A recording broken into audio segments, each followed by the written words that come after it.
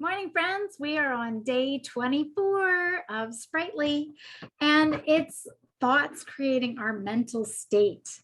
And this is one of my favorites because this is where I feel like sparkle, joy, love, and laughter just comes into play. So when we feel great, it can't help but spill over to everybody around us.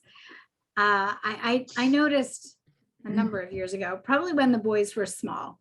If I was frustrated when Steve would walk in the door and I'd be like, I had just had it, it had been a long day with the boys or whatever. If that's how I greeted him when he came home, that was not a good way to start the night. But if I could get myself in a better state of mind before that happened, and then share with them later. I didn't keep things from him, but if he wasn't greeted that way when he came in the door, our life was just was a much better night. Or even like starting off and I'll wake up in the morning. I can't tell you the last time I felt like I woke up on the wrong side of the bed. I wake up in a different state of mind at this point in my life than I did before. And it's intentional, it's not that I won't have a bad morning occasionally. That's not really likely, that we won't have something that like is weighing on us. But being intentional about the thoughts that I think and the things that I feed my brain really have made a difference in how I show up every day. Just makes a big difference. Mm-hmm.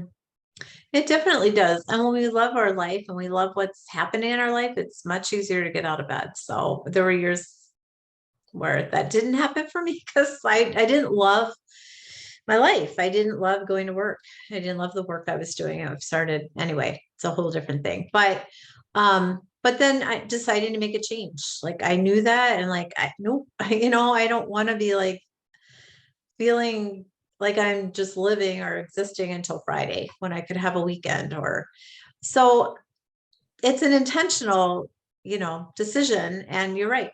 We can change how we think about things. Yeah. When we get up and we're excited about what we're doing. I woke up at 4:45 today and I was super excited to get out of bed. I had a lot to do, but I was always so excited to get on with my day. I'm helping somebody with a book and it's super fun. And so when we have that like purpose, then we're excited and it just makes life better and funner, which it's supposed to be.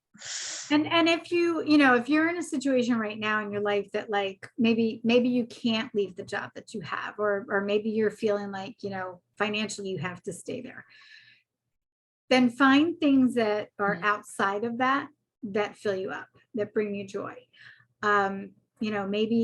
Maybe it's an activity that you do that you have to look forward to at the end of the day. I do tell people, and I used to tell people even as I managed, like if you're in a job that you really are dreading every single day, there's something else out there for you. There's enough work that each person, I believe, can be making a difference in a way that feels good to them. So start looking at that. Maybe I'm not telling you, believe me, I'm not telling you quit your job tomorrow, but start looking at, what are some other things that you could be doing, or maybe there's something in that position that if you did it differently, or you could add this to it, would make it a more pleasurable experience for you. Mm-hmm. So, yeah. And we know people who are in caregiving roles, and that's tough too. So there are some really tough situations that people are in, and sometimes we have to be in those situations. So how do we create some mental space to be okay with that, and not just be okay, but find joy in it? And that's not an easy answer. So if you're struggling with something, reach out. Sometimes it just helps to talk with a friend. Sometimes it helps to talk with another caregiver because they really get it. Yeah. And we watched our mom in that role, and it's hard. It's hard, friends. There's no getting around it. And it's not like you can just leave. It's your person, and you love them and want to take care of them. So reach out to us though, or reach out to other people who are in that role, and or tell. I think churches sometimes have support groups too now. So we're not trying to minimize things. It's not that easy sometimes. Right.